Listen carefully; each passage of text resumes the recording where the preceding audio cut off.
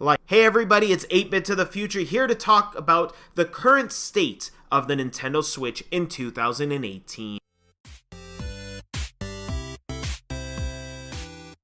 As of this recording and posting of this video on April 18th, 2018, the Nintendo Switch currently is home to such top-tier exclusives like The Legend of Zelda Breath of the Wild, Super Mario Odyssey, ARMS, Splatoon 2, Mario Kart 8 Deluxe, Mario + Rabbids Kingdom Battle, Xenoblade Chronicles 2, Bayonetta 2, and Kirby Star Allies.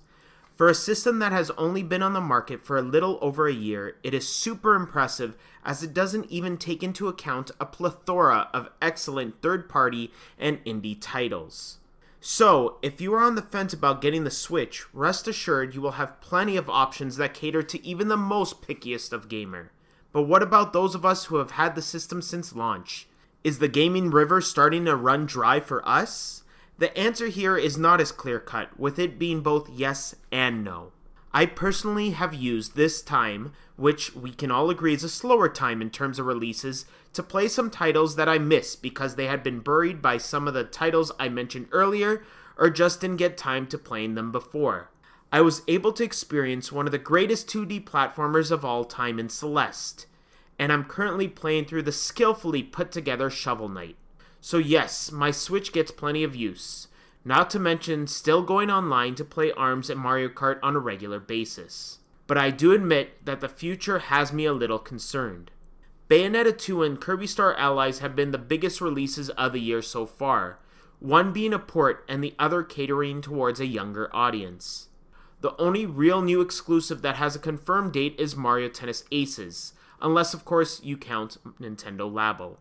A good chunk of everything else is Wii U ports, such as Donkey Kong Country Tropical Freeze, Hyrule Warriors, and Toad's Treasure Tracker.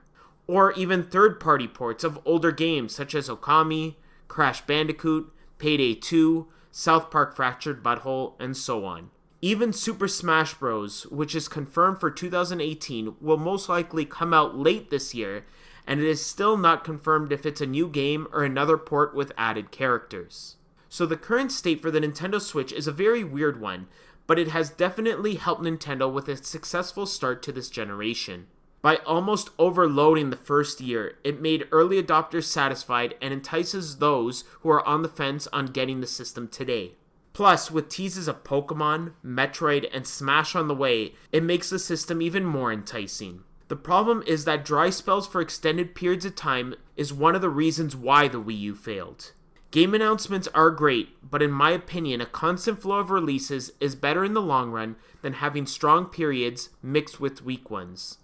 I know things will be much clearer once E3 comes, but even games announced there will most likely only see release by the end of the year, if not 2019. I'm not saying we should start panicking, as there's still plenty of games that we can play on the Switch. I'm just stating the fact that there is a reason to be concerned. I absolutely love my Switch and will get plenty of use out of it. Luckily, the Nintendo of today has seemed to learn a lot from its past mistakes, so I'm fairly confident we still have some pleasant surprises coming our way in the near future. It's just that even without the lack of new exclusives lately, there is still so much in the air, such as the paid online service coming in September, and the lack of apps and customization for the actual system. Hopefully Nintendo's full plan for the console becomes crystal clear soon enough. Thank you for listening. Let me know what you think of the current state of the Nintendo Switch below. And don't forget to like it if you haven't already, subscribed for more great gaming content. And as always, game on.